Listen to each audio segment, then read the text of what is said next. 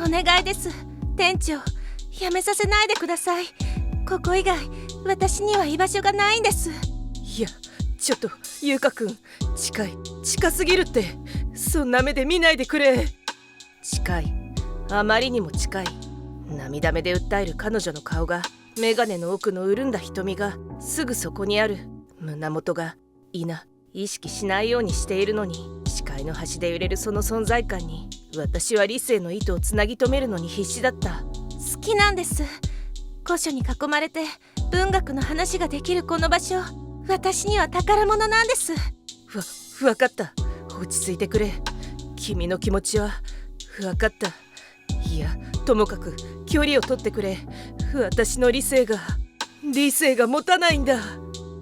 48歳にして古本屋を営む私、女房なし家族なしの独身男。谷崎の短美な世界と静筆な古書の香りに浸る日々。祖父の代に始めたこの店、珍書が多いと客の評判も上々だ。父親亡き後、サラリーマンを辞めて継いだ家業。私にとっては楽園。この地を守るべく今日も一冊一冊丁寧に本を拭き棚に並べる。ああ、極楽極楽。今日は川端の世界に浸りたい気分だ。浸りたいのだが、来ない。バイトの床がまだ来ない。我慢の限界に達する寸前、ガチャリと扉が開き、息を切らし飛び込んできた彼女。苦言を呈する私。ゆかくん、10分遅刻だぞ。時間厳守は古本屋の美徳だ。ごめんなさい。昨夜井上光晴の地の群れにはまっちゃって。でも店長、その着物姿、谷崎の小説に出てきそうで渋いですよ。私は一瞬たじろぐ。予想だにしなかった褒め言葉につい頬が緩む。褒めても遅刻の罪は消えない。早く棚の整理を始めてくれたまえ。はーい。あ、紐が絡まっちゃってちょっと手伝ってください。何をどう手伝うんだ。子供じゃないだろ。エプロンくらい自分で何とかしたまえ。豊満な胸をツンと出し上目遣いで見る彼女のあざとさよ。私は慌てて目をそらす。でもこれ肩結びで取れないんです。ほら店長、ほら。彼女の甘い吐息がかかる。胸元が揺れる。私はつい視線を奪われ、下僕になるしかなかった。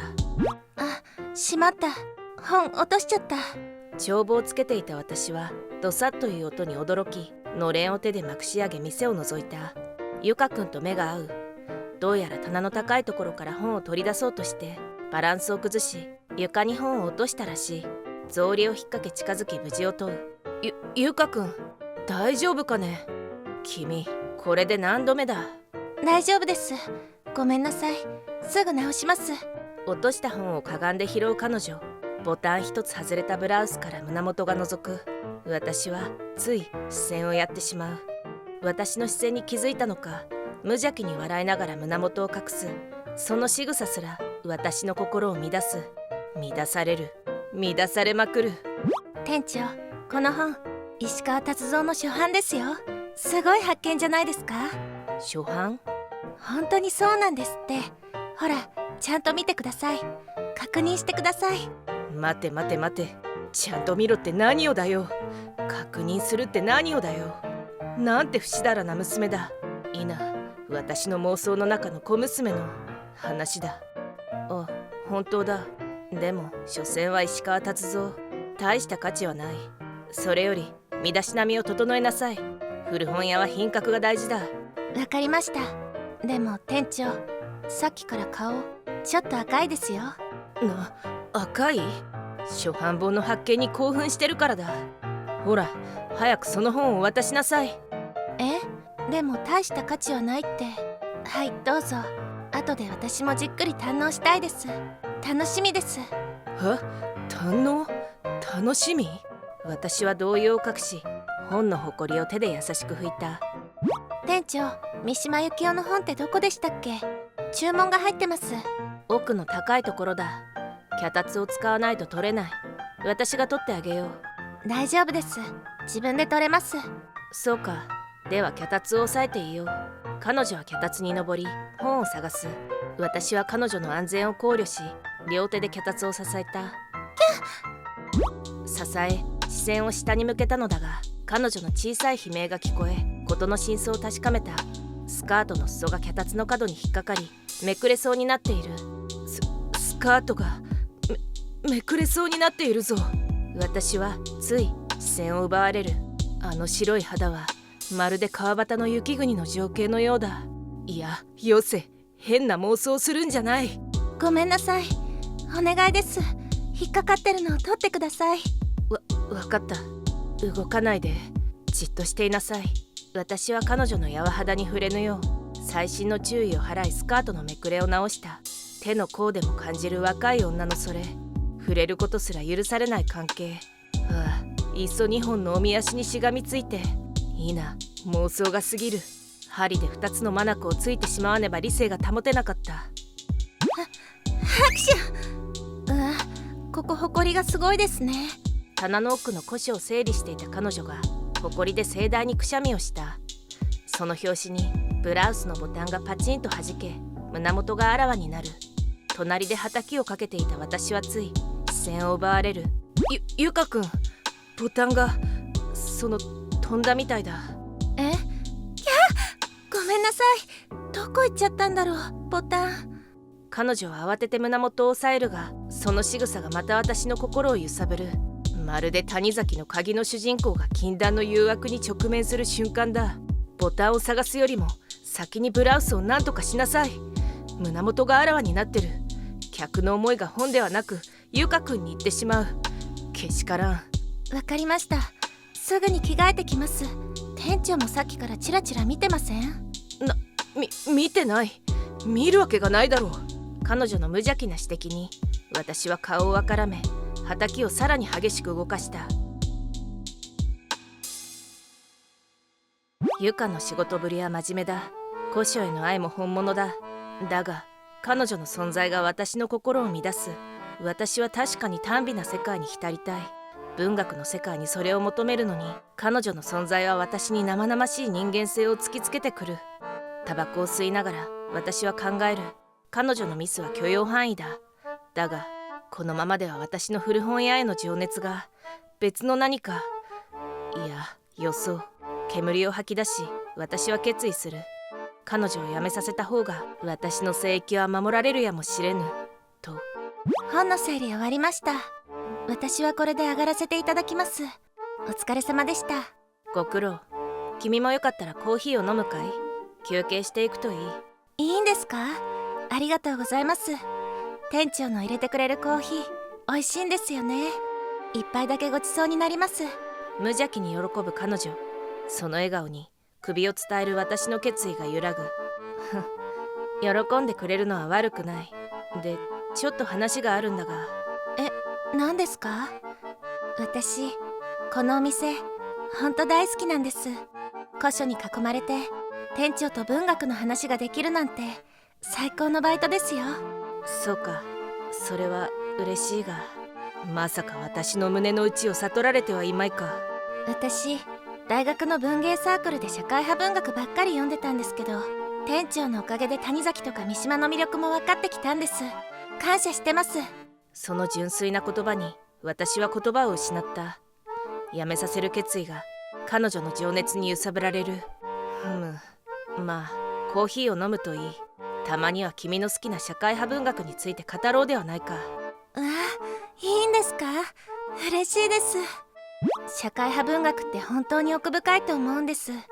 社会の構造的な問題や人間の葛藤を鋭く捉えて心に突きつけてくるんですよ。店長は好きなジャンルですか？好きでも嫌いでもない。強いて言えば、例えば石川達三の人間の壁。あの作品は戦中戦後を生きた人々が自分の良心や責任とどう向き合うかを静かだけど鋭い筆致で描き出していますよね。読むたびに生きることの誠実さって何だろうと考えさせられるんです。だね。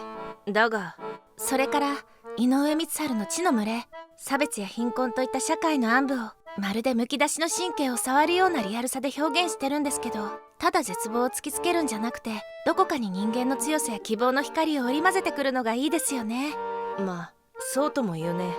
しかしリアリズムを、そのバランスが読後にもずっと心の奥に響くんです。社会派文学って単なる物語を超えて私たちに現実と向き合う責任を問いかけてくるんです。待て待て待て、ちょっと待て。人の話を聞けよ。文学について語り出すと止まらない彼女。眼鏡の奥の瞳を輝かせ、早口になる文学少女を前に私は何も口を挟めなかった。そもそも様式美崇拝者の私とは話が合わない。合わせる気もないが。数日後、うわ、棚が倒れそうです。助けてください。古書の重みで棚が傾き、慌てて支える彼女の声が私の耳に届いた。ゆかくん、大丈夫か？今行くから耐えてくれ。駆け寄った私は棚を支えている彼女を体ごと支えた。緊急事態だ。触れることは禁物だと悠長なことを言っている場合ではない。店長、もっと私が倒れないように強く支えてください。そうは言ってもだね。君ちょっと。私の体ごと抱くように支えないと倒れてしまいますよ。わかった。せーので棚を戻すよ。せーの。掛け声。彼女に密着したまま体勢を整え、棚を元の位置に戻すことができた。倒れなくてよかったです。ありがとうございました。肩で軽く息をする彼女。汗ばんだ体からは彼女の香りが。若い女のそれを私は鼻から吸ったはずなのに、脳が反応し、体全体がうずいた。ビクンと。さらに数日後、店長、今日は特に暑いですね。扇風機強めていいですか？古本屋は空調が命だ。古書の保存のためにも涼しく保つ必要がある。だが若い女性は熱がこもりやすいのだろう。彼女の不満げな声に私は小さく舌打ちした。愛する本の整理に忙しいのもあった。扇風機はいいが本に風が当たらないように。了解です。でも本当暑いですね。彼女は扇風機を調整した後、ブラウスの襟元をパタパタと内輪で仰ぐ。本の整理に集中するも、その仕草が気になって仕方がない私。咳払いを一つ。ゆかくん、暑さは現実として受け入れるべきだろう。ほら、襟元をちゃんと締めなさい。締めてますよ。店長、さっきからチラチラ見てません？見てない。私は本に集中しているだけだ。彼女の軽い指摘に私は動揺を隠すのが必死だった。彼女の仕事ぶりは悪くない。文学への愛も本物だ。だが彼女の存在が途方もなく私の心を乱しまくる。短美な世界に浸りたい私の願望を彼女は知ってか知らずか、その肉体を生々しく突きつけてくる。ここは私の聖域だ。一冊一冊に魂が宿る。それを読み妄想として極めるのが私の生きがいだ。彼女の存在はその静謐な世界を乱す。決めた。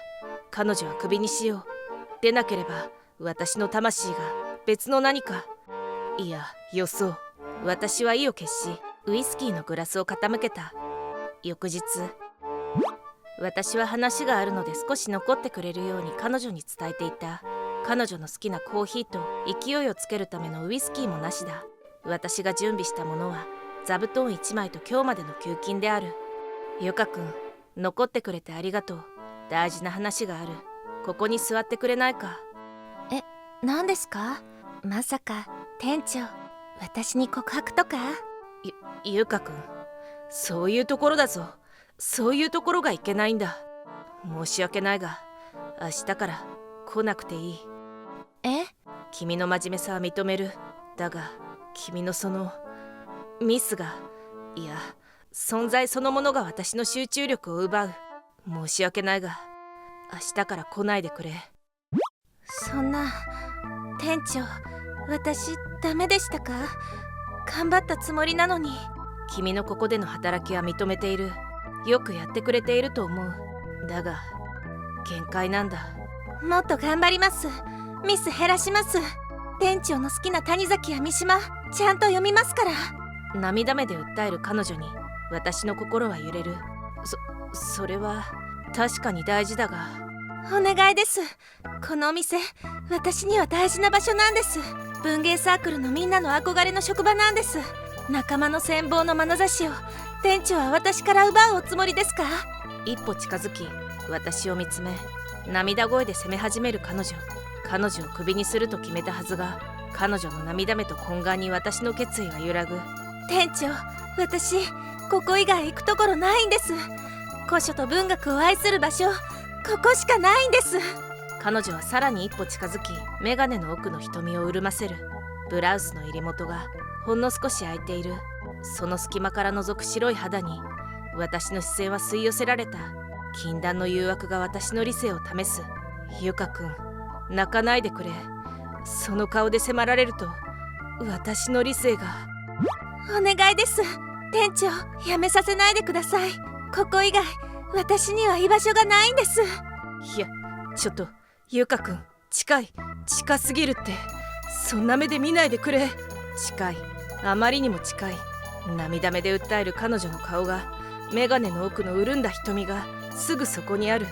胸元が意識しないようにしているのに、視界の端で揺れるその存在感に私は理性の糸をつなぎ止めるのに必死だった。好きなんです。古書に囲まれて文学の話ができるこの場所、私には宝物なんです。わかった。落ち着いてくれ。君の気持ちはわかった。いや、ともかく距離を取ってくれ。私の理性が持たないんだ。頼む、これ以上近寄らないでほしい。まるで石川達三の書く小説の主人公のようですね。彼女は唇にかすかな笑みを浮かべ、意図的に私に身を寄せた。石川達三？なぜ彼女は今その名前を持ち出した？ゆかくん、それは何を言いたい？店長、48歳ですよね。石川達三の主人公みたいに理性と本能の間で揺れてるんじゃないですか？私ちゃんと見てますよ。店長の視線を。彼女は眼鏡を軽くずらし、挑発的な目で私を見つめる。彼女の指がブラウスのボタンをさりげなく外し、私に見えるように胸元を開けた。ゆかくん、ふざけるな。私はやましくない。私の視線など関係ない。顔真っ赤ですよ。理性で抑えても本能は隠せないって石川達三は書いてました。店長、私のことどう思ってるんですか？彼女はさらに一歩近づき、髪をかき上げる。彼女の香水の甘い香りが漂う。彼女の胸元、彼女の笑み、彼女の声。私の理性が音を立てて崩れていく。頼む、距離を取ってくれ。ここまで順調にやってきた私の人生が間違った道に進むわけにはいかないんだ。店長、逃げないでください。逃げずに自分と向き合ってください。彼女の言葉はまるで小悪魔の誘いだ。私は彼女の瞳に吸い込まれそうになりながら、自分を見失わないよう必死だった。間違った道に進むわけにはいかないんだ。谷崎の短美主義って結局自己陶酔ですよね。石川達三の小説の主人公みたいに現実と向き合う文学の方が人の心を打ちますよ。なんてことを。ゆかくん、甘いな。谷崎の美は形式と情念の融合だ。石川の社会派は力強いが時に直線的すぎる。美意識が足りん。美意識？それただの逃避でしょ。もう一度言います。店長は自分の本能から逃げてるだけじゃないですか？彼女は私に身を預け、意図的に胸を強調するようにブラウスのボタンをもう一つ外した。瞳の奥が妖艶に光る。彼女の白い肌は生々しい現実だ。彼女の曲線と文学の議論が混濁し、私の理性が溶けていく。ゆかくん、何を挑発するな。ここをどこだと思っている？古本屋は地の殿堂だ。自分に正直になってください。現実から目を背けて綺麗な世界に閉じこもらないでください。そんなつもりはない。48歳の抵抗もできないくせに。その一言で私の中の何かが完全に壊れた。私の城、地の殿堂。しかしそれが一体何だというのか。そんなもの一人の女性の肉体にも及ばない。さて問題はこの後だ。果たして私はいかなる行動をとったのか。それは諸子の想像に委ねようと思う。